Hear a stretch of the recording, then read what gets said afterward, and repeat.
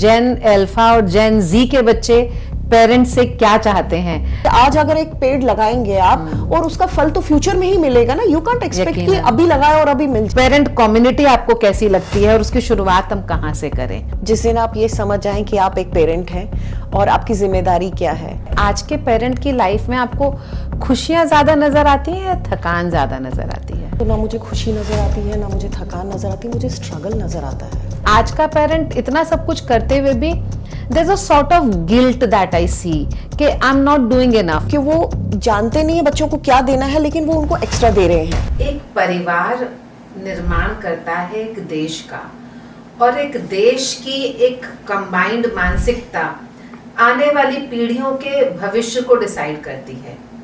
आज हमारा देश एक विकसित राष्ट्र बनने से जस्ट कुछ साल पीछे है, और हमारे परिवारों में जिस तरह से नई पीढ़ी को ग्रूम किया जाना चाहिए, इसी पर निर्भर करता है हमारे देश का, हमारे इस विकसित राष्ट्र का भविष्य। तो पेरेंट कितना अच्छा अपने बच्चे को गाइड कर रहे हैं, उनके क्या चैलेंजेस हैं, उनके क्या डिफिकल्टीज, उनके क्या स्ट्रगल्स हैं, और उनको किस तरह का समाज या देश से सहयोग चाहिए, ये सारी बातें हम करेंगे इस शो में, जिसका नाम है voices and perspectives with Soma Singh. और आज की हमारी मेहमान बहुत खास मेहमान हैं। आइए मैं आपको मिलवाती हूँ मिसेस शिवानी जैन से। और Mrs Shivani Jain is an activist with 17 years of experience in serving the community in the field of education, resolving conflicts and providing guidance to those parents in need. Now, doing these workshops to educate below poverty people to get free education for their kids under the RTE Act 2009, and she's helped more than 5,000 kids to get admission under RTE Act.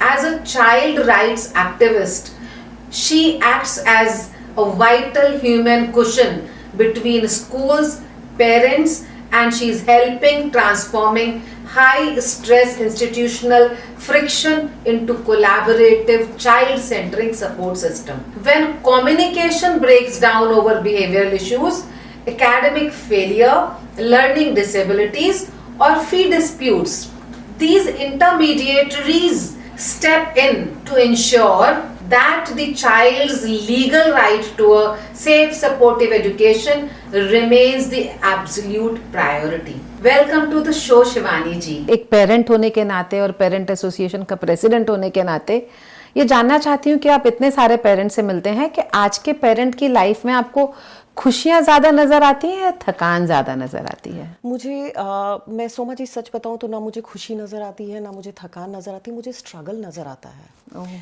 Struggle उनका अपनी life को लेकर, struggle उनका बच्चों की education को लेकर, struggle बच्चों की परवरिश को लेकर, जहां वो सबसे ज्यादा स्ट्रगल करते हैं। राइट, तो इस बारे में हम बातें करेंगे कि आज के पेरेंट की लाइफ में स्ट्रगल ज़्यादा है, वो इतनी एफर्ट डालने के बाद भी खुशियों को सेलिब्रेट नहीं कर पा रहे हैं, और ना ही वो थके हैं, पर वो शायद कंफ्यूज्ड हैं और बहुत स्ट्रगल में हैं। अपने एफर्ट्स दे रहे हैं, ऐसा नहीं है। आज के पेरेंट्स जितनी सुविधा बच्चों को दे सकते हैं वो उतनी देने की कोशिश कर रहे हैं, क्योंकि दोनों ही पेरेंट्स वर्किंग क्लास है और वो चाहते हैं कि जो लाइफ में उनको नहीं मिला वो बच्चों को बेस्ट से बेस्ट वो दे सके। कहीं वो ये भूल जाते हैं कि excess of everything is bad, और वो हमारे बच्चों के साथ भी लागू होता है। वहाँ सिर्फ समझने की ज़रूरत है, वहाँ एक काउंसलिंग की ज़रूरत है। वहाँ पेरेंट्स को अगर सही गाइडेंस मिल जाए तो शायद वो उस स्ट्रगलिंग फेज से बाहर आ जाएंगे और बच्चों को और अच्छी तरह से अंडरस्टैंड करेंगे और अपनी खुशियाँ भी इंजॉय कर सकते हैं। बिल्कुल, वहीं से मेरा नेक्स्ट सवाल आता है। शिवानी जी, आपने बिल्कुल ठीक कहा कि बहुत चीज़ों में गाइडेंस अगर मिल जाती है और समझ इंसान को आ जाती है तो अपने आप को वो एक सही दिशा में ले जा सकता है। तो मेरा अगला प्रश्न आपसे ये है कि ये पेरेंट जो हैं बहुत एफर्ट डाल रहे हैं, जैसे आपने भी कहा कि बहुत कोशिश कर रहे हैं, दोनों पेरेंट्स वर्किंग हैं, पर फिर भी मैं देखती हूँ कि जैसे हमारे पेरेंट्स या हमसे पहले वाली जनरेशन में होता था, पेरेंट को लगता था हम पेरेंट हैं और उनको क्रेडिट होता था कि हम पेरेंट हैं। पर मुझे जाने क्यों ऐसा लगता है कि आज का पेरेंट इतना सब कुछ करते हुए भी there's a sort of guilt that I see कि I'm not doing enough, और इस खोज में वो और ज़्यादा करने की कोशिश कर रहे हैं। और अपने आप को, ये अच्छी बात भी है कि आप अपने आप को क्रेडिट नहीं दे रहे हो, लेकिन कहीं किसी हद तक कि अगर आप बहुत कुछ करने के साथ भी आपको फिर भी लग रहा है कि I am not doing enough, तो इसका क्या कारण है, ये क्या गिल्ट है, जो ये मैं आपसे समझना चाहूँगी। सोमा जी, जैसे मैं आपको बताऊं, बहुत से केसेस मेरे पास आते हैं और मैंने जो पर्सनली ऑब्जर्व किया है वो ये है कि पेरेंट्स, आजकल की न्यूक्लियर फैमिली है, पहले जॉइंट फैमिली होती थी तो आप अपनी प्रॉब्लम्स को शेयर करते थे, डिस्कस करते थे, पेरेंट्स घर में होते थे। आजकल जो है मेजॉरिटी 90% न्यूक्लियर फैमिलीज में रह रहे हैं। दे डोंट हैव एनीबडी कि जिससे वो अपनी प्रॉब्लम्स को डिस्कस करे। बच्चा क्या फेस कर रहा है, क्योंकि फर्स्ट टाइम आप मदर बने हैं, फर्स्ट टाइम आप फादर बने हैं, आपको कोई एक्सपीरियंस नहीं है, आपको ये नहीं पता कि बच्चे की परवरिश कैसे, हालांकि वो अपनी तरीके से बेस्ट दे रहे हैं, बट वो बेस्ट उसके लिए कितना बेस्ट है ये वो नहीं जानते। तो कहीं ना कहीं ये सारी चीज़ें, लैक ऑफ एक्सपीरियंस, जैसे मैंने कहा कि उनको एक हेल्प की ज़रूरत है इसमें, कि वो कैसे अपनी चीज़ों को लाइंड अप करें। बच्चों, वो आज जो गिल्ट फील कर रहे हैं, दैट इज़ ओनली बिकॉज कि वो जानते नहीं है बच्चों को क्या देना है, लेकिन वो उनको एक्स्ट्रा दे रहे हैं। एंड किड्स आर लाइक, जैसे शेक्सपियर ने कहा है, child is a father of man. तो एंड दिस इज 100% ट्रू। आप बच्चों को जितना देंगे वो बच्चे उसको एज ए प्रिविलेज लेंगे। दे टेक एडवांटेज कि yes, this is the time we ask for something और हमारे पेरेंट्स हमें लाके दे देंगे। Their parents need to understand where to stop, क्योंकि वो कहीं ना कहीं खुद ट्रैप हो रहे हैं, वहां वो एंटाइटलमेंट बच्चे उसको मान लेते हैं। और कहीं ना कहीं आपकी बात से मुझे ये ख्याल आ रहा है कि कहीं एक स्ट्रक्चर्ड पेरेंट एजुकेशन की आज के समय में जरूरत हो गई है, कि पेरेंट को एक स्ट्रक्चर्ड प्रोग्राम मिले, बच्चे के पैदा होने से पहले ही पेरेंट को ये पता चले कि बच्चा कैसे कैसे किन किन फेजेस से डेवलप होगा और बच्चे की क्या ज़रूरतें होंगी, क्या ज़रूरतें पूरी करनी है, कहाँ पे बच्चे को कैसे सपोर्ट करना है, वो गाइडेंस पेरेंट्स को मिलने की ज़रूरत हो गई है। सोमा जी देखेंगे बहुत सी कंट्रीज में है, इंडिया में भी अब स्टार्ट हो गया है, लोगों ने स्टार्ट किया है, टेक द मेडिकल हेल्प, एक काउंसलिंग ले ली प्री नेटल से, before conceiving couple go for the family. वो पहले इसमें काउंसलिंग, एक वर्कशॉप अटेंड करते हैं कि अगर क्या वो पेरेंट बनने के लिए mentally, it's not about money, it's not about कि आपके पास कितना पैसा है, it's about the mental health, क्या आप मेंटली एंड फिजिकली उस चीज के लिए रेडी हैं कि नहीं। It is about the mindset that a parent has. Parenting is not that easy जो हम पहले समझते थे, क्योंकि जॉइंट फैमिली थी। अगर मदर नहीं देख सकती है तो चाची देख लेगी, बुआ देख लेगी, ताई जी देख लेगी, दादी देख लेगी। There were so many females in the family, elder females who can look after. अभी क्या है, अभी आपको खुद देखना है, आपको अपनी जॉब भी देखनी है, आपको मेड को भी देखना है, आपको कुकिंग देखनी है, आपको घर को देखना है, आपको हस्बैंड को देखना है और आपको बच्चे को भी देखना है। और ये सारी चीजें आपका अटेंशन चाहती है। ऐसे ही अगर मेल का देखा जाए, उनको ऑफिस भी देखना है, उनको बच्चों को भी देखना है, इसलिए हमारे को मेडिकल हेल्प या काउंसलिंग या अच्छे काउंसलर की जरूरत है या वर्कशॉप की जरूरत है, जहां हम अपने आप को मेंटली प्रिपेयर कर सके कि whether we are ready for going into the parenthood और not. Right, great. So ma'am, आपकी बात से मुझे ये समझ में आता है कि एक तो हमें एक स्ट्रक्चर्ड प्रोग्राम, एक सपोर्ट सिस्टम पेरेंट्स के लिए क्रिएट करने की ज़रूरत है एज अ कंट्री, कि हम प्री नेटल फेज से ही पेरेंट को एक हैंड होल्डिंग प्रोवाइड कर सकें, कि उनको पहली बात तो नॉलेज हो पेरेंटिंग के बारे में, बच्चे के बारे में, उसकी स्टेजेस के बारे में, अपनी जिम्मेदारियों के बारे में। और साथ ही मुझे ये ज़रूरत बहुत ख़ास तौर पर महसूस हुई कि एक पेरेंट्स के लिए, एक पहले जैसे कहते थे ना कि it takes a village to raise a child, एक पूरा का पूरा गांव लगता है। जैसे पहले दादी, नानी, चाची, फूफी, बहुत सारे रिश्ते होते थे, बड़ा परिवार होता था, तो बच्चे पल जाते थे। अब भी आप किसी से कहेंगे कि पेरेंट एजुकेशन की ज़रूरत क्या है, पेरेंटिंग भी कोई सीखने की ज़रूरत है, पहले शायद नहीं थी क्योंकि आपके पास सपोर्ट सिस्टम होता था। अब पेरेंटिंग सीखने की ज़रूरत है। लेकिन जैसे आप पेरेंट एसोसिएशन है आपकी, तो क्या हम ऐसा सपोर्ट सिस्टम, वो विलेज जो आज घरों में नहीं है, क्या हम एक कम्युनिटी में, सोसाइटी में ऐसा सपोर्ट सिस्टम पेरेंट्स के लिए बना सकते हैं कि उनको वो सपोर्ट जो घर में नहीं मिल रही है वो मिल जाए। तो कुछ ऐसा आप सोचती हैं कि आपकी पेरेंट एसोसिएशन यहाँ पे कुछ रोल प्ले कर सकती है, या आप कुछ गाइडेंस दे सकते हैं कि अपनी सोसाइटीज़ में, कॉलोनीज़ में एक सपोर्ट सिस्टम पेरेंट्स बना लें, या हम और आप जैसे एजुकेशनिस्ट, आप जैसे क्लिनिकल साइकोलॉजिस्ट भी हैं, आपका एक ऑर्गेनाइजेशन से संबंध है, मैं स्कूल्स में कनेक्शन है या स्कूल में मैंने अपनी ज़िंदगी दी है, तो क्या हम स्कूलों की मदद से या कम्युनिटीज़ की मदद से, सोसाइटी की मदद से, इंस्टीट्यूशंस की मदद से एक ऐसा सपोर्ट सिस्टम पेरेंट्स को प्रोवाइड कर सकते हैं जहां वो एक पूरा परिवार देख सकें अपने बच्चे की अपब्रिंगिंग? ये आपने बहुत अच्छा कहा सोमा जी, हमारे को ऐसा सिस्टम क्रिएट करना चाहिए, और मुझे लगता है इसमें सबसे बेस्ट रोल जो है वो स्कूल का होगा, क्योंकि बच्चा जो है 7 से 8 घंटे स्कूल में रहता है, और स्कूल में इतना टाइम स्पेंड करने के बाद एक टीचर उसकी physical growth, mental growth, academic growth सबको मॉनिटर करती है। स्कूल जैसे एक रिकॉर्ड बनाता है, इन सब का रिकॉर्ड बनाता है,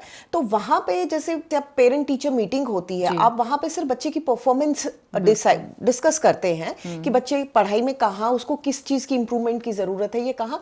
ऐसे ही अगर पेरेंट टीचर मीटिंग में एक अलग प्रोग्राम हो जो हर महीने भी किया जा सकता है, जिसमें parent as a parent what problems you are facing in the family, वो डिस्कशन किया जाए, जिससे हम पेरेंट्स को हेल्प कर सकते हैं। उसमें आप और हम जैसे लोग भी अपना योगदान दे सकते हैं, हम अपना सपोर्ट कर सकते हैं, क्योंकि वो ऐसी जगह है ना जहाँ पे आपको एक कॉम्पैक्ट फेस है, वहाँ पे आपको 40 बच्चे हैं तो 40 बच्चों के 40 पेरेंट आएंगे, इट इज वेरी इजी, तो then it's going to multiply. जैसे आज 40 ने सेमिनार अटेंड किया, they are going to definitely going to discuss with other people जो और पेरेंट्स हैं कि हमने ऐसा किया, वो एक प्रमोशन बहुत जल्दी होता है।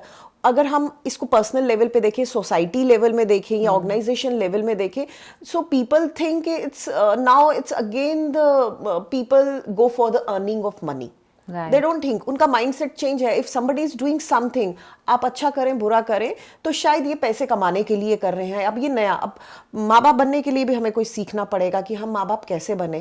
तो एक माइंडसेट है हमारा, वो चेंज होना इज वेरी डिफिकल्ट अनलेस हम ये समझ पाए कि parenting is very difficult. You are just preparing the future of country. Absolutely. तो it is not easy, that easy जितना हम समझते हैं कि अब बच्चे को दूध पिला दो, दिन में लंच खिला दो, इवनिंग में फ्रूट्स खिला दो, that's it, खेलना कूदना, that's it.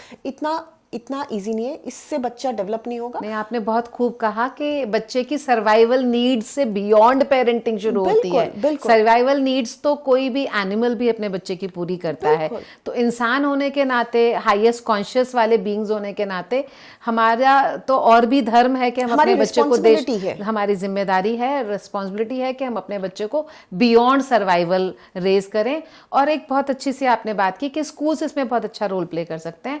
I am sure आपको जानकारी है कि सीबीएसई ने पूरा एक पेरेंटिंग कैलेंडर बना के स्कूल्स को दिया है, और ये कहीं ना कहीं हमारे नेशनल लेवल पे भी इंस्टीट्यूशंस महसूस कर रहे हैं कि स्कूलों और पेरेंट्स के बीच का जो गैप है ना, उसको फिल किए जाने की ज़रूरत है। पर मैं ये महसूस करती हूँ शिवानी जी, क्योंकि मैं स्कूल के सिस्टम के अंदर भी रही हूँ और ख़ुद भी एक पेरेंट हूँ, आप इस पे बहुत अच्छा सा हमको गाइड कर सकती हैं कि कहीं ना कहीं वो ट्रस्ट का गैप पेरेंट्स और स्कूल्स के बीच में नज़र आता है, जहाँ पे पेरेंट जेन्युइनली अगर कोई रिक्वेस्ट भी लेकर आता है बच्चे को सपोर्ट देने के लिए, तो कई बार स्कूल्स सोचते हैं कि वो पेरेंट स्कूल को ट्रस्ट नहीं कर रहा है। अगर पेरेंट ने कहीं कुछ सजेशन दे दिया तो that suggestion is not taken. अभी recently I was taking a parents workshop in National Science Centre. So there I was meeting a group of 40-50 odd parents and many of them raised this कि ma'am school सुनते नहीं हैं, और जब भी हम school के पास कोई अपनी बात लेकर जाते हैं वो बात को हाँ हाँ में कह देते हैं, लेकिन कभी हमारी बातों पे इम्प्लीमेंट नहीं होता. Whereas being an insider in the school, I've always felt that some parents become overly critical of schools programs and they want to poke their nose into everything, and that's what mostly schools think. It's not necessary that every parent has that kind of an intent. How does your organization, the Parent Teacher Association or Parent Association, can contribute towards filling this gap between schools and parents? इसमें दोनों को ही आगे आना पड़ेगा. It's not only कि parents initiative लेकर इसमें आगे आए या स्कूल की ये प्रॉब्लम है. today if you ask me, school is not only the school, they are running a corporate business. Absolutely, So because I understand that. उनका the main motive is बच्चे को education देना, but वो किस level की education दे रहे हैं, वो अच्छा कर रहे हैं, but to understand the teacher as well, because one teacher is devoting her time just for the academic. अभी आज की डेट में क्या हो रहा है ना, टीचर्स आर ओवरबर्डन.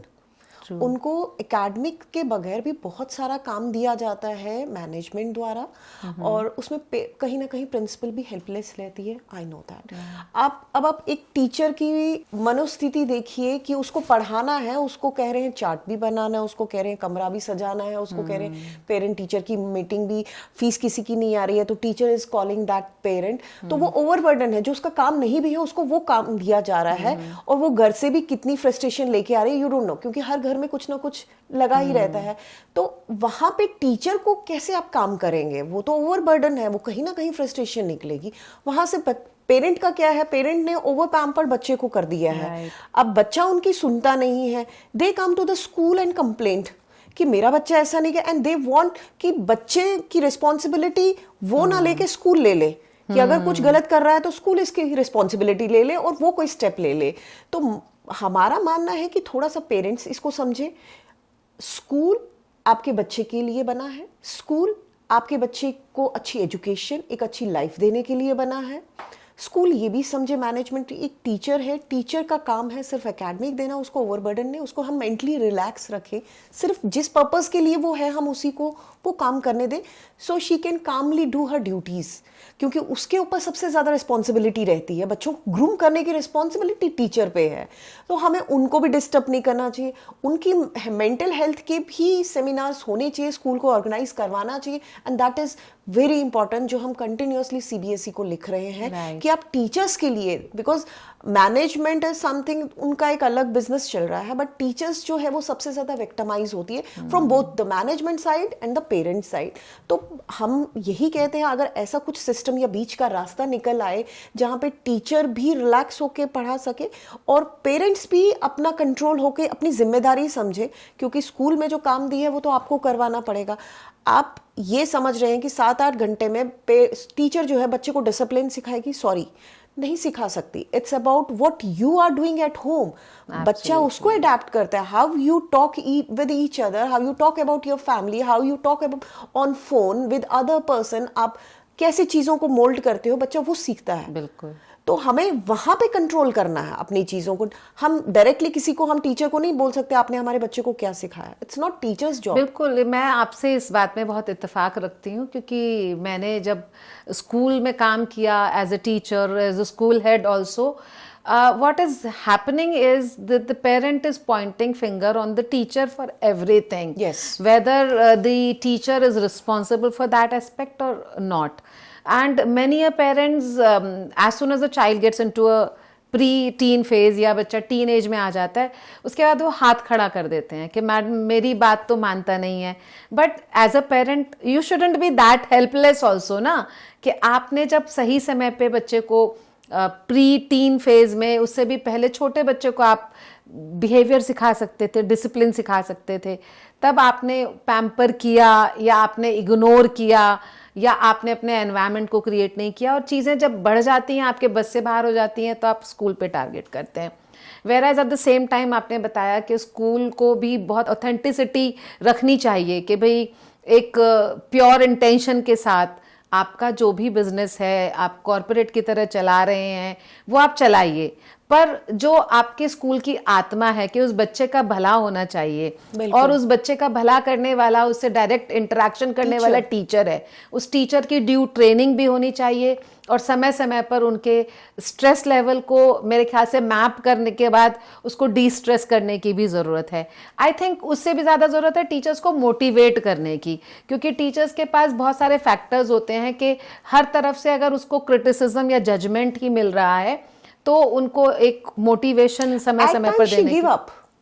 कि जब मेरे से कुछ ठीक हो ही नहीं सकता है, then it's better to give up. जो बच्चा आज की डेट में देखे, इतने सारे लॉज बन गए हैं कि टीचर एक बच्चे को आंख तक नहीं दिखा सकते, आप कुछ वर्ड्स नहीं यूज कर सकते हैं, आप हाथ तो बहुत दूर की बात है, आप आंख नहीं दिखा सकते हैं. तो कुछ कानून जो बने हुए हैं वो सिर्फ उसका एडवांटेज लिया जा रहा है। तो अगर एक स्कूल में डिसिप्लिन आप कैसे बनाएंगे? आप आंख दिखाकर तो डिसिप्लिन नहीं बना सकते ना, इट्स वेरी डिफिकल्ट। घर में भी अगर बच्चा कुछ बदतमीजी करता है या कोई भी गलत हरकत करता है, माँ सबसे पहले उसको समझाती है, फिर दूसरी बारी थप्पड़ लगा लेती है।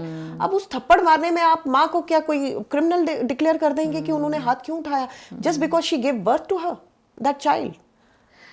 मैम मैं यहाँ पे क्या देखती हूँ कि देखिए, क्योंकि मैं इस फील्ड में पेरेंटिंग एजुकेशन में पिछले 28 साल से, तो मैं एज एन एजुकेटर हूँ और एज अ पेरेंट भी मैंने 2 बच्चों को रेज किया है। अभी बहुत ट्रांजिशन वाली फेज़ हमारी चल रही है। कुछ हद तक हम वेस्ट से इन्फ्लुएंस हैं और हम वेस्टर्नाइजेशन भी हमारी सोसाइटी का बहुत फास्ट हो रहा है। जब से इतना कम्युनिकेशन स्ट्रांग हुआ है, आईसीटी, अब तो एआई आ गया है, टेक्नोलॉजी से दुनिया एक बहुत छोटा सा विलेज हो गई है। तो मैं बहुत सारी केस स्टडीज़ अगर देखती हूँ बाहर के कंट्रीज से, वहाँ पे इवन पेरेंट का बच्चे के ऊपर हाथ उठाना क्रिमिनलाइज्ड है, लेकिन उनकी सोसाइटी के नॉर्म्स हैं, फिर उनके बच्चों को उस तरह से पैम्पर भी नहीं किया जाता। वहाँ पे सोसाइटी का सपोर्ट भी पेरेंट के लिए है, गवर्नमेंट के सपोर्ट है। यहाँ पे शायद पेरेंट को अपने बच्चों के फ्यूचर की सिक्योरिटी की परवाह ज़्यादा है, और इसलिए वो बच्चे को एक बहुत मैकेनाइज्ड मोड में भी शायद पाल रहे हैं, अगर आप ऐसा देखते हैं तो।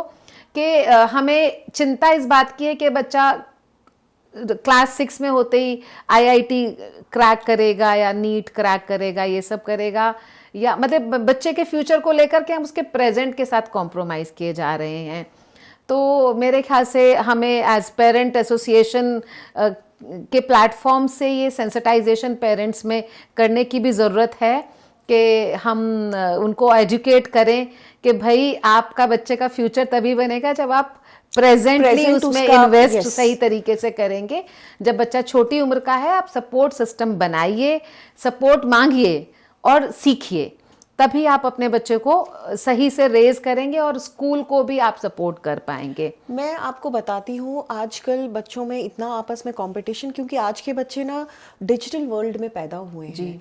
और आप देखेंगे कि एक छोटे से अगर 2-2.5 साल के बच्चे को आपको खाना खिलाना है तो एक मदर उसको मोबाइल देती है, just watch the reels and finish the food, वो खुद नहीं खाता। अब मेरे पास ऐसे कई केसेस आ गए थे, हाँ हमारा बच्चा खाना नहीं खाता है, तो अगर खाना खाता है तो उसको मोबाइल चाहिए। तो ऐसे में हम पेरेंट्स से कहते हैं कि आपने उसकी हैबिट बना दी है, आप उसको नहीं दीजिए खाना। 1 दिन नहीं खाएगा, 2 दिन नहीं खाएगा, डजंट मैटर, ऐसा कुछ भी हार्मफुल नहीं है कि अगर वो 2 दिन खाना नहीं खाता उसको छोड़ दीजिए, तीसरे दिन वो अपने आप खाएगा, जो मिलेगा वो खाएगा। आप ये मत सोचिए कि आपके बच्चे में कोई प्रॉब्लम आएगी, ऐसा हमारी बॉडी इतनी भी कमजोर नहीं है कि हम 2 दिन या 3 दिन तक खाना नहीं। मैं आपको बता रही हूँ, वी एज ए जेंट्स, हमारा तो 10 लक्षण होता है, 10 दिन का फास्ट होता है, वी डिडंट टेक वाटर और फूड, बट 10 दिन के बाद भी हम, इस पे तो रिसर्च चल रही है ना। तो बच्चे के लिए हम कॉम्प्रोमाइज क्यों? नवरात्रा का व्रत रखते हैं, रोजा रखते हैं, 30 दिन के रोजे रखते हैं, एक महीने के एक टाइम पे खाते, तो हम बच्चों के लिए इतना क्यों कमजोर हो जाते हैं? It's about the weakness in the parents, not in the child.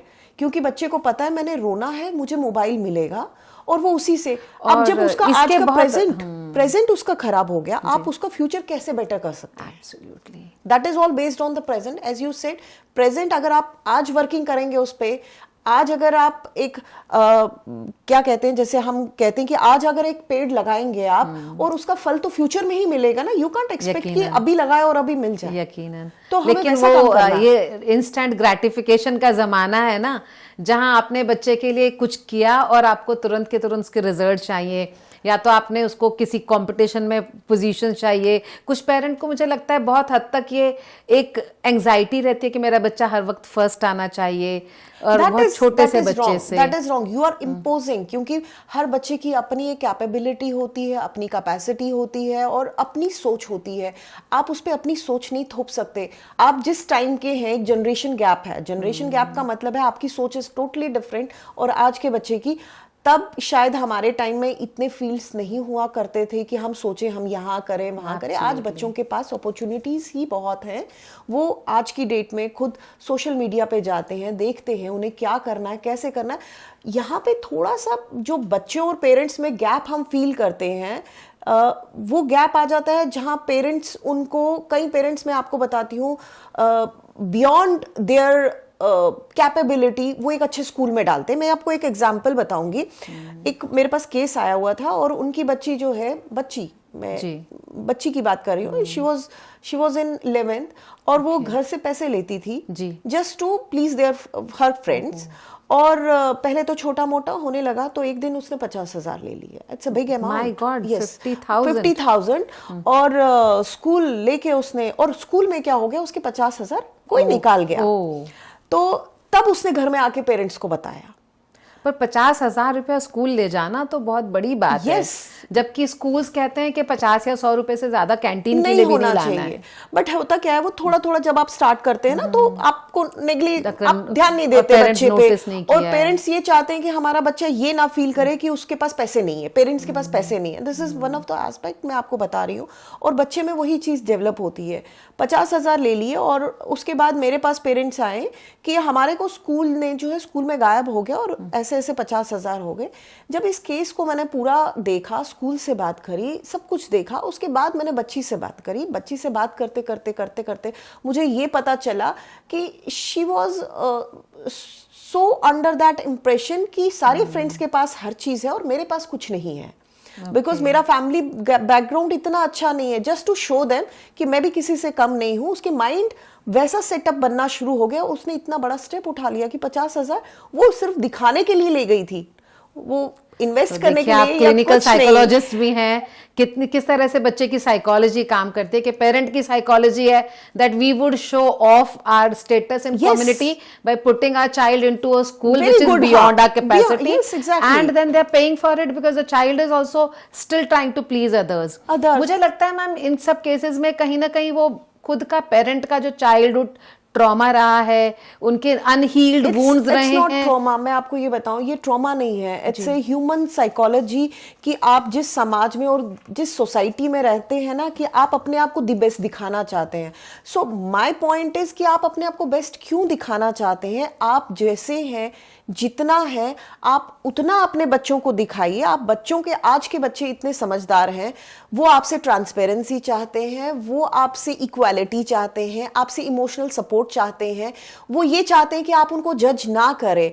तो आप उनको प्लीज ऐसी कोई भी चीज नहीं करें जिससे बच्चा जो है आपसे दूर जाएगा, क्योंकि वो चाहता है अपने पेरेंट्स के पास रहना, उसके पास कोई सपोर्ट नहीं है। और जिस दिन ये सपोर्ट आपसे नहीं मिलेगा, वो ऑब्वियसली बाहर जाएगा उस सपोर्ट को ढूंढने के लिए, और फिर वो किन रास्तों पे जा सकता है, ना तो आप उसको रोक पाएंगे, ना तो कोई दुनिया की कोई और ताकत रोक सकती है। आपके बच्चे हैं, उनका फ्यूचर आपके हाथ में है। पहले आपको समझना पड़ेगा कि आप माँ बाप क्यों हैं और आपकी जिम्मेदारी क्या है, फिर आप बच्चे की जिम्मेदारी को एक अच्छा फ्यूचर दे सकते हैं। बिल्कुल, आपने बहुत सही कहा, और आपने पूरा मैसेज हमें दिया कि जेन अल्फा और जेन जी के बच्चे पेरेंट्स से क्या चाहते हैं।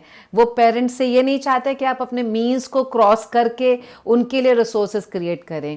वो आपसे चाहते हैं कि आप उनको अपने ट्रांसपेरेंटली अपने मीन्स के बारे में, अपनी लिमिटेशंस के बारे में उनसे बात करें, ना खुद को जज करें ना उनको जज करें, और एक अच्छा कम्युनिकेशन आप बच्चों से बनाएं, और जिससे कि वो बच्चे भी अपने फ्यूचर को बिल्ड कर सकें और आप भी सेल्फ सैबोटाज किए बिना अपने बच्चों को रेज कर सकें। तो शिवानी जी, बहुत अच्छा डिस्कशन हमारा चल रहा है, और इससे आई एम श्योर कि सोसाइटी को एक बहुत अच्छा स्ट्रॉन्ग मैसेज जाएगा कि पेरेंट एजुकेशन कितनी ज़रूरी आज के समय में हो गई है, और हमारे पेरेंट्स को कितनी सपोर्ट की ज़रूरत है सोसाइटी से, फैमिली से। उनको जजमेंट्स की नहीं, उनको एक सपोर्ट सिस्टम प्रोवाइड करने की ज़रूरत है। और कहीं ना कहीं हमें इस बात पर भी बहुत सोचने की ज़रूरत है कि हम पेरेंटिंग को बाय डिफ़ॉल्ट ना माने कि किसी की शादी हो गई है और 2 साल 3 साल हो गए हैं तो उनका पेरेंट बनना ज़रूरी है। किसी भी इंसान को पेरेंट बनने के लिए, उससे पहले कि वो पेरेंट बने, मेंटली उनका प्रिपेयर होना, उनका माइंड सेट होना, पेरेंटहुड जैसे इमोशंस होना उनमें बहुत ज़रूरी है। तो ये हमारा सोसाइटी को एक बहुत अच्छा मैसेज जा रहा है कि अगर कोई पेरेंटहुड के लिए रेडी नहीं है, उसको इसमें बिल्कुल ना घसीटा जाए। और अभी यहाँ पे मेरा एक प्रश्न आपसे आता है कि बहुत सारे ऐसे गर्ल्स हैं या फैमिलीज़ हैं, आजकल तो बच्चे पालना दोनों मदर और फादर की जिम्मेदारी भी है, क्योंकि और कोई सपोर्ट सिस्टम है नहीं। तो आजकल बच्चे पढ़ लिख कर अपना करियर बनाते हैं, फिर उसके बाद शादी करते हैं, और शादी के बाद कहीं ना कहीं ये होता है कि हमें पेरेंट बनना है। पेरेंट बनने में उनके सपनों का क्या, उनके करियर का क्या, और अधिकतर ऐसे केसेस में, मतलब मैं कहूँगी 99% of times the female has to give up her career because the men's career is always given priority in our Indian culture. But ऐसे women जिनको अपना फ्लरिशिंग करियर कॉम्प्रोमाइज़ करके जो पेरेंट बनती हैं, क्या आपको लगता है कि वो अपने बच्चे को अपना बेस्ट दे पा रहे हैं? और अगर नहीं दे पा रहे हैं तो क्या वो पेरेंटहुड जस्टिफाइड है? बच्चे क्या करें? वो भी पेरेंट बने ना बने, बने तो बेस्ट कैसे दें? फिर वो सेल्फ सैबोटाज जो उन्होंने किया है, करियर जो अपना सैबोटाज किया है, वो कैसे करें? तो मैं इस जनरेशन को बहुत स्ट्रगल करते देखती हूँ पेरेंटहुड में और अपने करियर में। और कई बार मैंने ऐसे बुझे हुए मदर्स भी देखी हैं जिनका एंथुजियाज्म ही खत्म हो जाता है लाइफ के प्रति, कि उनको लगता है मेरी ज़िंदगी इसी में चल रही है, एंग्जाइटीज़ होने लगती हैं। आप क्योंकि क्लिनिकल साइकोलॉजिस्ट भी हैं, पेरेंट एसोसिएशन के साथ काम करती हैं, एक पेरेंट खुद हैं, तो क्या इस पीढ़ी को हम गाइड कर सकते हैं कि अपने खुद की खुशियों को, अपने सपनों को और अपने पेरेंटहुड जर्नी को बैलेंस करें या डिसीजन लेके वन साइडेड रखें? क्या करें, आप बताइए। सुमा जी, आपने अपने सवाल में ही जवाब भी दिया है कि हमें सबसे पहले जो है पेरेंट्स को, कोई भी पेरेंटहुड के लिए जाते हैं तो उन्हें मेंटली अपने आप को प्रिपेयर करना चाहिए कि उन्हें किन किन फेजेस से गुजरना होगा, क्या क्या डिफ़िकल्टीज़ आ रही है, क्या क्या रिस्पॉन्सिबिलिटीज़ होती है, वो समझना बहुत ज़रूरी है। तब ही वो एक अच्छे पेरेंट बन सकते हैं। अब जैसे कि आपने बात करी कि हमारा समाज ऐसा है कि फीमेल्स को ही 90% जो है सेक्रीफाइस करना होता है, अपना कैरियर, अपनी जॉब। तो मेरा इसमें पर्सनल ओपिनियन ये है कि देखिए, प्रकृति ने एक फीमेल को ही ऐसी बॉडी दी है कि जिसमें वो एक बच्चे को, एक जीव को जन्म दे सके, और एक जीव को जन्म देना सिर्फ ईश्वर का काम है।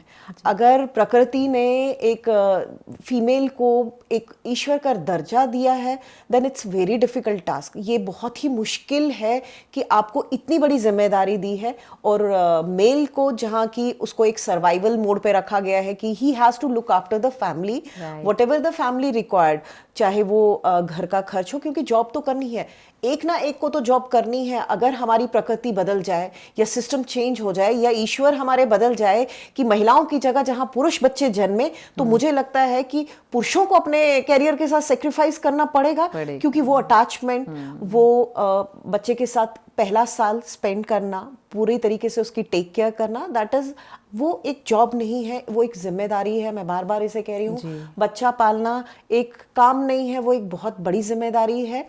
और आप बिल्कुल भी ये ना सोचें कि आपने अपनी जॉब के साथ सेक्रीफाइस किया है, क्योंकि जॉब तो आप कभी भी कर सकते हैं। जो आपकी कैपेबिलिटी है वो कभी कम नहीं होगी जी। वो कभी भी, जो आपने पढ़ा है, जो आपने लिखा है, जो आपने एक्सपर्टीज जिसमें भी फील्ड में की है, वो आपसे कोई छीन नहीं सकता through out your life.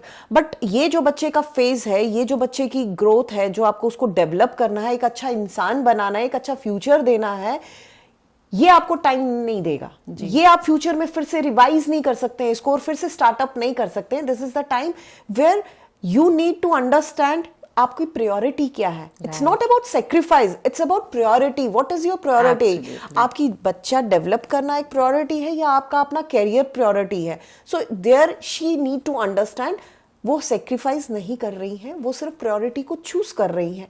Once the priority is done, they can switch right and focus on their future. क्योंकि फ्यूचर बनाने के लिए आज तो एज का क्राइटेरिया रहा नहीं। यस, कहीं गवर्नमेंट जॉब में हो तो दैट इज वेरी डिफिकल्ट कि गवर्नमेंट जॉब में आप जा नहीं सकते, लेकिन आजकल जितनी भी जनरेशन, जो यंग जनरेशन, हम वो टेक्निकल उसमें फील्ड में ज्यादा हैं या अपना काम कर रही हैं, तो वो कभी भी स्टार्ट कर सकते हैं। आप किसी से कम नहीं है, क्योंकि अगर आपने एक बच्चे को अच्छी परवरिश दे दी है तो दुनिया का ऐसा कोई काम नहीं है जो आप नहीं कर सकती हैं। इसलिए बच्चे को पालना एक जिम्मेदारी है, एक जॉब नहीं है। और आपकी प्रायोरिटी आपके बच्चे के प्रति तभी बनेगी जब आप मेंटली स्ट्रांग होके एक बच्चे को दुनिया में लाने का निर्णय लेंगी। सो ब्यूटिफुली सेड मैम, कि आपने एक मदर हैं और मदर होने के नाते आप नर्चरर हैं, जबकि मैन एक प्रोवाइडर है। और अगर आपको ईश्वर ने एक नर्चरर का रोल दिया है तो आप उसके साथ जस्टिस करें, उसके साथ फुल कमिटमेंट के साथ अपनी पेरेंटहुड की जिम्मेदारियों का निर्वहन करें।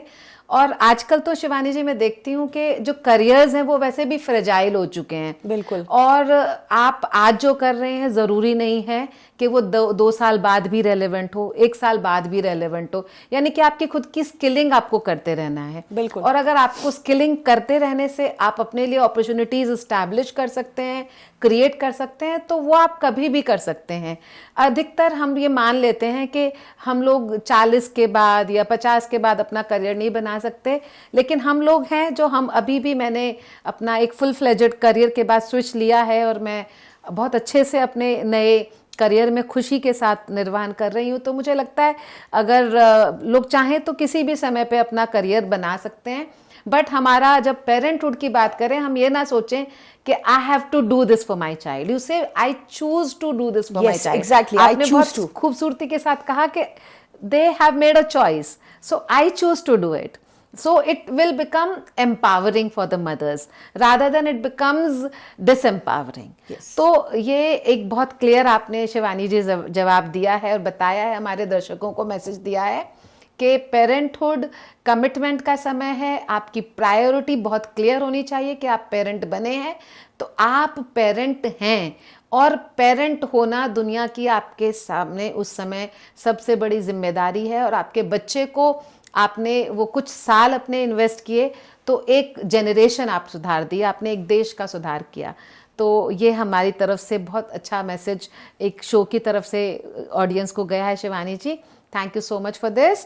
और मैं अब एक नई पीढ़ी जो है आपसे कुछ शेयर करने के लिए रिक्वेस्ट करूंगी कि आप जब पेरेंट एसोसिएशन के साथ काम करते हैं, आपसे आपने उस बच्चे का केस भी बताया कि कई बार पेरेंट्स की जो एक what I can say unfulfilled desires को फुलफिल करने में बच्चे का अपना खुद का कैरेक्टर लॉस्ट हो जाता है। तो क्या कुछ और भी चैलेंजेस आप यूथ के या टीन्स के देख रही हैं जिसको पेरेंट्स और सोसाइटी मिलकर एड्रेस कर सकते हैं, जिससे हमारे बच्चों का प्रेजेंट और फ्यूचर स्ट्रांग हो? देखिए, बहुत सारी चीज़ों की रिक्वायरमेंट अभी भी है। अब मैं आपको बताती हूँ, एक केस मेरे पास आया था और उसमें जो है एक बच्ची है, उसने 2 बारी सुसाइड अटेम्प्ट किया था। और जस्ट बिकॉज उसके मार्क्स अच्छे नहीं आए थे और जो सब्जेक्ट उसको चूज करने के लिए कहा गया था वो उसमें एक्सेल नहीं कर पा रही थी। मे बी उसको वो पसंद ना हो, जस्ट टू उसके पेरेंट्स की तरफ से उसको वो बताया गया था कि वो उसको करना है जी। उनके पेरेंट्स ने मुझे अप्रोच किया, मैंने बच्ची के साथ काफ़ी 2-3 सेशन किए। देन शी केम अप कि मुझे ये करना ही नहीं है, और when I am not performing in this because this is not the choice जो मैं लेना चाहती हूँ और उसमें मुझे फोर्स किया जा रहा है और मैं परफॉर्म नहीं कर पा रही हूँ, I feel guilty. The child was feeling the guilty कि वो जो उसके पेरेंट्स उसे चाह रहे हैं वो उनको नहीं दे पा रही है। इट्स नॉट अबाउट कि वो फ्रस्ट्रेशन में आके कर रही थी, शी वॉज फीलिंग गिल्ट। तो out of that guilt she was committed 2 times, उसने कमिट किया था। बट उसके बाद नाउ शी इज, अब वो सेटल्ड है, उसकी शादी भी हो गई है, बट अब वो बहुत खुश है। तो ये ट्रोमास कई सारे होते हैं जहाँ पे हम पेयर प्रेशर में आ जाते हैं या सोसाइटी प्रेशर में आते हैं। तो हमारे बच्चे आज की जो जेनजी कह सकते हैं, ये मैंने जैसे पहले भी कहा, ये टेक्नोलॉजी, ये डिजिटल वर्ल्ड में पैदा हुए हैं। इनको कंपेनियन चाहिए, इनको मदर फादर नहीं चाहिए, इनको कंपेनियन चाहिए जो इनको समझ सके, जो इनकी रिक्वायरमेंट्स को समझ सके, जो इनको जज ना करे ये क्यों पहना है, वो क्यों नहीं पहना है, ऐसे बैठो वैसे बैठो। आप वो चीज तब एक्सपेक्ट कर सकते हो जब उनकी आप ग्रूमिंग वैसे कर रहे हो बचपन से। आप अगर उनकी ग्रूमिंग बचपन से नहीं कर रहे हो, when they enter the tin they become rebellious, right. आपके कंट्रोल में फिर कुछ नहीं है। या तो आप उनकी ग्रूमिंग वैसे करिए, आप उनको एटमॉस्फेयर वैसा दे दीजिए। अब कई पेरेंट्स है वो कहते हैं कि नहीं जी, हमारी किसी लड़के से बात मत करिएगा। आप जब उनको को-एड में एडमिशन दे रहे हैं, आप बच्चे को ये कैसे सिखा सकते हैं कि आप किसी लड़के से बात नहीं करेंगे, आप किसी लड़के के साथ चलेंगे नहीं? 21st सेंचुरी में भी ऐसे इज इट फेयर? नो, नहीं हो सकता। आप कैसे कह सकते हैं स्कूल को कि एक स्कूल का केस मेरे पास आया था कि पेरेंट्स हमारे को कहते हैं कि गर्ल्स की स्विमिंग अलग करिए या बॉयज की अलग करिए। आपने जब अपने बच्चे को को-एड में डाला है, आप तब ये सब नहीं सोच सकते हैं। It's about openness, because everybody has to understand and respect each other. Even boys and girls, they have to. एक क्यूरियोसिटी, एक टीनेज में क्यूरियोसिटी इज देयर. आप उस क्यूरियोसिटी को बनाए रखेंगे ना तो वो बढ़ेगी, वो कम नहीं होगी. आप उसको ओपन कर दीजिए तो वो नहीं रहेगी. Teach them how to respect each other. Absolutely. और वो गैप फिलफिल होगा. ये गैप जब तक ना फिलफिल होगा पेरेंट्स की तरफ से, देखिए इसमें स्कूल का कोई रोल नहीं आता. हम मोस्टली पेरेंट्स को इसके लिए ब्लेम करते हैं. यू नीड टू अंडरस्टैंड, आपके टाइम में ये सब नहीं था. आपके बच्चे मोबाइल लेके पैदा हुए हैं. इनफैक्ट आपने अपने प्रीनेटल में भी मोबाइल ही 24 घंटे हाथ में पड़ा है. दिस इज व्हाट ही और she learn. Right. Radiation is directly impacting the child. इसलिए आज के बच्चे इतने एग्रेसिव हैं. आज का बच्चा, and they need some time from the parents, जहां पे पेरेंट्स उनके साथ बैठे, टाइम स्पेंड करें, उनको एक समाज के बारे में, अपनी फैमिली के बारे में, फैमिली एथिक्स सिखाएं, समाज सोसाइटी में अप डाउन कैसे होते हैं वो सिखाएं. वो आज के पेरेंट्स बैठते ही नहीं है. आप मुझे बता दीजिए कितनी फैमिलीज बैठती हैं अपने बच्चों के साथ. मे बी इन्हें संडे तो ख्याल से वो कम्युनिकेशन ही नहीं है आज के पेरेंट्स का बच्चे के साथ. That gap need to be fulfilled. वो जिस दिन फिल होगा, मुझे नहीं लगता कि कोई बच्चा किसी गलत डायरेक्शन में जा सकता है या किसी भी पेरेंट को गिल्ट होगा कि हम कुछ नहीं कर पाए. They are doing, but they are not doing in the right way. Right. That is the problem. Parents need to take the right action. Right action. So on the right time. मुझे on the right time, indeed. मुझे ये समझ में आने लगा है इस बात से तो कि पेरेंट्स अभी भी मानते हैं कि उनका बच्चा कहीं ना कहीं उनकी अपनी धरोहर है और वो जो चाहते हैं, जो उनके सपने हैं वो पूरा करने में, जैसे उस बच्ची का आपने केस बताया कि पेरेंट कोई पर्टिकुलर सब्जेक्ट चाहते हैं या पेरेंट की कोई इच्छाएं हैं तो वो अपनी इच्छाओं को पूरा कराने का जरिया अपने बच्चे को मान लेते हैं. गुजरात का केस देखा होगा. उस बच्चे ने नीट में he got number 1 position in the country और उसके बाद next day he suicide. Because the exam was leaked and it was cancelled. नहीं, ये लास्ट ईयर की बात है. He topped okay in NEET और नेक्स्ट डे उसने सुसाइड कर दिया. He hanged. घर के अंदर, क्योंकि उसको वो करना नहीं था. Just to please. So he proved yes, and then मैंने he ये कर दिया. killed himself. Because so parents sad. का प्रेशर था, उसने वो कर दिया. He got number 1 position in the country और अगले दिन उसने सुसाइड किया. देखिए सदियों से चलता आया है. गैलीलियो गैलीली जी के फादर भी चाहते थे कि उनका बेटा मेडिसिन करे, लेकिन बच्चे को मैथ में इंटरेस्ट था. और आप देखिए गैलीलियो नहीं होते तो टेलीस्कोप नहीं होता. आज हम इतना सब स्पेशल साइंस में आगे बढ़ रहे हैं. स्टेलर फिजिक्स है, वो सब है क्योंकि गैलीलियो ने उस टाइम पे एस्टैब्लिश किया था कि हमारी पृथ्वी सूर्य के चारों तरफ घूमती है. तो पेरेंट्स ये जिद छोड़ दीजिए कि आपका बच्चा आपके सपने पूरा करेगा. आप अपने खुद के सपने अपने बच्चों को रेज करने के बाद पूरे कीजिए. कोई उम्र सपनों की नहीं होती है, पर जब आप पेरेंटिंग कर रहे हैं अपने बच्चों पर पूरा ध्यान देने के साथ साथ कमिटमेंट के साथ जिम्मेदारी के साथ अपनी जिम्मेदारी निभाइए. पर साथ में ये भी याद रखिए कि वो बच्चे आपकी प्रॉपर्टी नहीं है, उनके अपने फ्यूचर हैं, उनका अपने सपने हैं और उनके अपने इंक्लिनेशन और इंटरेस्ट हैं. और बच्चे जो अपने इंटरेस्ट वाले एरियाज में अच्छा करते हैं उतना अच्छा आपके इंटरेस्ट वाले एरियाज में नहीं करेंगे. आप एक बीइंग को इस धरती पर लाए हैं, उसको सपोर्ट करके उसका फ्यूचर एस्टैब्लिश करने में हेल्प करना, नर्चर करना आपका काम और आपका धर्म है, ना कि उसकी जिंदगी को अपने सपनों से जीना. ये आपका काम नहीं है और उससे आप ना खुद खुश होंगे ना ही आपके बच्चे का प्रेजेंट और फ्यूचर सेफ होगा. तो शिवानी जी ने हमें इतनी अच्छी अच्छी बातें, सुंदर बातें बताई, साथ में हमें बहुत अच्छी सी डीप इंसाइट्स भी दी हैं कि हम अपने बच्चों को किस तरह से रेज करें. शिवानी जी, लास्ट आप एक मैसेज मुझे बताइए कि आप कैसे एक मजबूत खुशहाल पेरेंट कम्युनिटी आपको कैसी लगती है और उसकी शुरुआत हम कहाँ से करें? देखिए, पेरेंट्स खुश रह सकते हैं जिस दिन आप ये समझ जाएं कि आप एक पेरेंट हैं और आपकी जिम्मेदारी क्या है. आपके बच्चे खुश रहेंगे तो आप भी खुश रहेंगे. आप इस पे प्रयास करिए कि आपके बच्चे कैसे खुश रह सकते हैं. आप, जैसे सोमा जी ने अभी बताया कि बच्चे आपकी प्रॉपर्टी नहीं है, बच्चे आपने ओन नहीं किए हैं, बच्चे आपको ईश्वर ने दिए हैं और उनकी अपब्रिंगिंग, उनकी जिम्मेदारी, उनको अच्छा इंसान बनाना आपकी जिम्मेदारी है. उस जिम्मेदारी को सही तरीके से करिए। कहीं आपको मेडिकल हेल्प लगती है, कहीं किसी वर्कशॉप की हेल्प लगती है, तो बिना झिझके, बिना शर्म किए या बिना सोसाइटी से घबराए हुए आप उसे ज़रूर कीजिए। आप किसी भी असमंजस में नहीं रहिए जिसका भुगतान कल को आपके बच्चे को देना पड़ेगा या बच्चे के भविष्य को देना पड़ेगा। मेरी सबसे एक ही रिक्वेस्ट है कि आप खुश रहेंगे तो आपके बच्चों को भी खुश रख सकते हैं, वही आपके लिए सर्वोपरि है। Thank you so much Shivani ji. मुझे बस इससे खलील जिब्रान की कुछ ये पंक्तियां याद आ जाती हैं। Your children are not your children, they are the sons and daughters of life itself. They come through you, but they don't come from you. They come from that supreme power. They are the children of God. They are not your children.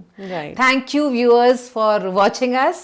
And thank you, Shivani Thank ji. you. Thank I'm you so much, Suma ji. much thankful and grateful to you for having taken time for this show. Thank you. So dear parents, आज की हमारी शिवानी जी से जो बातचीत हुई उससे हमें ये बिल्कुल क्लियर इंडिकेशन मिलता है कि पेरेंट्स के अपने स्ट्रगल हैं, लेकिन वो बहुत सारे स्ट्रगल्स उनके सेल्फ क्रिएटेड प्रोफेसीज के उनको अपने बच्चे को बहुत ज़्यादा रिसोर्सेज प्रोवाइड करने हैं और एक अंधी दौड़ में चले जाना कि मेरा बच्चा मेरा स्टेटस सिंबल बनेगा। बहुत सारी चीज़ें हैं जो हम अपने लेवल पे, अपने परिवार के लेवल पे रिजॉल्व कर सकते हैं। साथ ही साथ हमने ये भी जाना कि पेरेंट्स को एक सपोर्ट सिस्टम की ज़रूरत है आज के न्यूक्लियर फैमिली सिस्टम में, जो कि हम एज इंस्टीट्यूशंस, स्कूल्स और एज सोसाइटी मेंबर्स पेरेंट्स को प्रोवाइड कर सकते हैं। Parent education is much more important than the past. और सबसे बड़ी ज़रूरत यह है कि आप पेरेंट होने के नाते बहुत सौभाग्यशाली हैं और जब आपने पेरेंटहुड चूज की है तो आपको उसमें अपना 100% देना कुछ सालों के लिए बहुत ज़रूरी है। करियर आप अपना कभी भी स्किल बिल्डिंग करके बना सकते हैं, लेकिन एक समय ऐसा होता है आपके जीवन में जब पेरेंट होने के नाते parenthood has to be your top most priority, whether you are a father, a provider for the family, और you are a nurturer, a mother for the children. It is something that God has bestowed upon you, and your children are not your children. They're God's children under your care, and they deserve nothing but your time, your care, your love, your connection, your bond with them. And the better the relationship and the bondings in the family, the better is the impact on the upbringing of the child. So I hope Shivani ji से ये सब message लेते हुए हम सभी parents अपने परिवारों में, अपने घरों में, अपने बच्चों के साथ कम्युनिकेशन बिल्ड करेंगे, बॉन्डिंग बिल्ड करेंगे और अपने बच्चे को बेस्ट इंडिपेंडेंट अपब्रिंगिंग देंगे, जिससे कि हम कल को गर्व से कह सकें कि ये बच्चे हमने रेज किए हैं, ये पीढ़ी हमने बड़ी की है और ये हमारे सुरक्षित भविष्य के लिए, भारत के सुरक्षित भविष्य के लिए बागडोर संभालने के लिए तैयार है। और साथ ही साथ हमारे बच्चे भी गर्व से कह सकेंगे कि हमें इन पेरेंट्स ने पाला है और इन्होंने हमें अपने जीवन के जो अनमोल साल दिए हैं उससे हमने इस देश को और अपने भविष्य को सुरक्षित बनाया है। So keep connected with voices and perspective with Soma Singh, and we'll meet the next guest very soon. Thank you.